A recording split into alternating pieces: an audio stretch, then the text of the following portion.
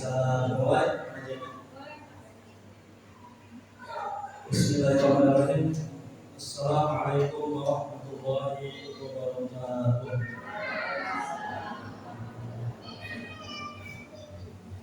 Orang semangat ini. Sudah pada makan siang udah ya? Makan siang udah ya? Makan siang udah. Yang belum makan malam. Tapi sudah selesai masak semua atau belum masak? Sudah beres masak ya? Kalau belum masak masuk dulu ya. Kita masak berarti. Saya ulangi. Bismillahirrahmanirrahim. Assalamualaikum warahmatullahi wabarakatuh.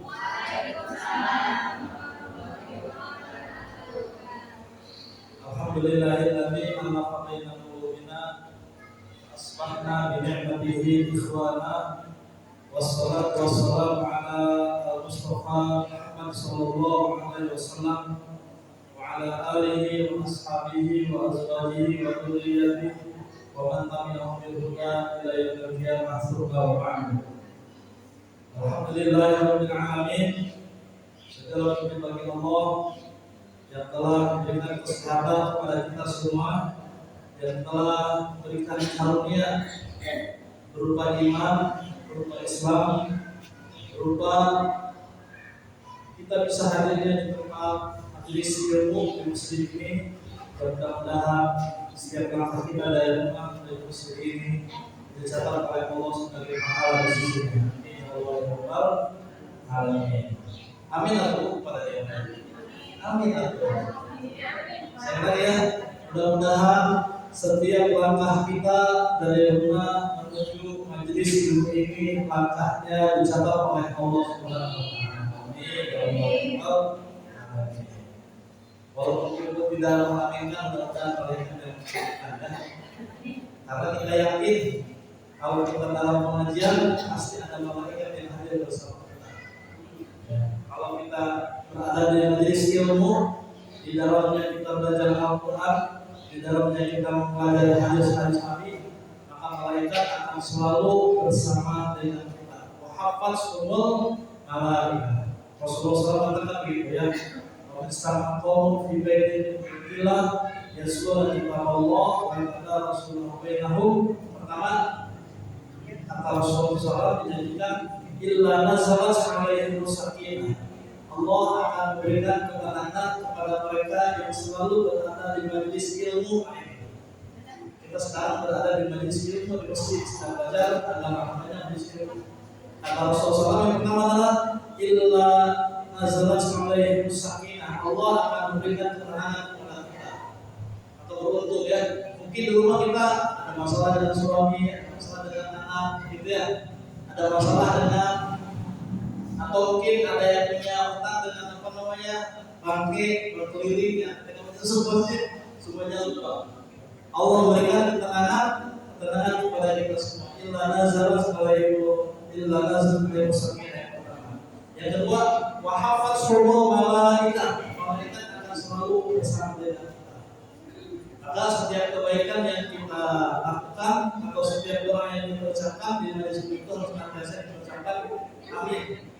Ya, kita ucapkan amin. Mudah-mudahan kita diaminkan oleh Allah kita. Amin ya rabbal alamin. Yang ketiga, Rasulullah mengatakan bahwa yang ketiga itu wahafazhumul malaikah wa dzakaruhumullahu fi man indah. Malaikat akan selalu menyebut-nyebut nama kita di sisi Allah Subhanahu wa taala. Ya. Malaikat kenal dengan nama-nama kita. Saya tidak kenal dengan nama ibu. Mungkin ibu kenal dengan nama saya, tapi saya tidak kenal dengan nama ibu. Tapi malaikat akan senantiasa kenal dengan nama kita. Ya. Jadi kita mengaminkan ketika Allah berikan keterangan kepada kita, kemudian malaikat akan menyebut-nyebut nama kita di hadapan Allah Subhanahu wa taala. Mungkin di antara kita ibu yang namanya Sofian, sebut nama Sofian, malaikat di hadapan Allah Subhanahu wa taala. Mungkin ada di antara ibu yang namanya Makrunah namanya. Makrunah itu di bahasa Arab ya. Bahasa Indonesia ini namanya Makrunah, Siti Makrunah. Disebut namanya oleh malaikat nama kita di hadapan Allah Subhanahu wa taala. Itu apa namanya?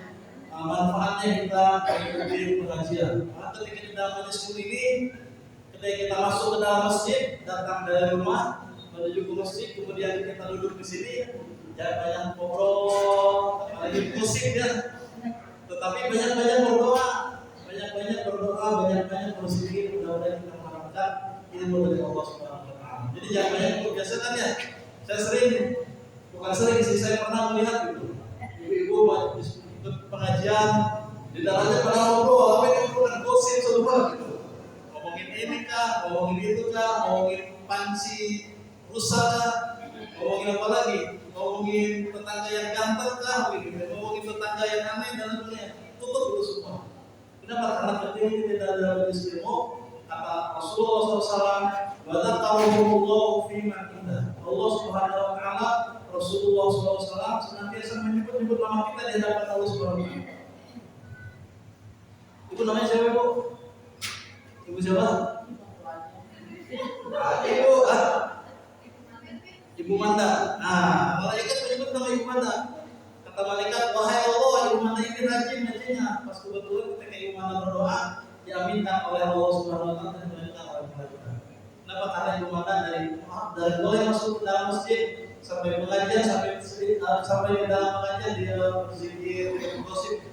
Maka Allah Subhanahu wa taala menyebut nama dia, para malaikat pun menyebut nama dia. Maka kita banyak-banyak berdoa kepada Allah Subhanahu wa taala ketika kita ada dalam majelis ilmu. Insyaallah sini mah banyak jago sih ketinggalan aja. Insyaallah semuanya solehan insyaallah. Ketika di masjid, ketika di rumah ya masing-masing. Ibu-ibu jemaah sekalian, insyaallah Allah Subhanahu wa taala memberkahi. Harusnya ini bukan jadwal saya, jadwalnya Ustaz Zaid ya. Tapi karena ada uzur, saya tidak bisa di awal bulan. Tapi di minggu yang kedua ini bisa ikut hadir bersama-sama pengajian dengan ibu-ibu karena saya mendapatkan undangan dari teman-teman yang ada di Thailand. Jadi sana ke Thailand ada pesantren. Thailand itu masyarakatnya mayoritas kan Buddha ya, mayoritas Buddha. Muslimnya itu mungkin hanya 20% Muslim. Jarang sekali ya. Kita di Indonesia, alhamdulillah mayoritas Muslim. Ya, kita di Indonesia alhamdulillah mayoritas Muslim. Enak kalau mayoritas Muslim itu. Ketika kita pergi kemana-mana, kalau mau buang air kecil, tinggal dari masjid, gampang. Kalau kita mau ke sini cari masjid gampang. Ya. Kalau saya waktu di Toraja itu Muslimnya hanya 10%. Sisanya 90% adalah Kristen. Kalau pas mau buang air kecil, susah nyari masjid gitu. Kalau di dalam gereja itu kan kayak kita ya, masjid pasti ada kamar mandi, bebas kita buang air kecil gitu.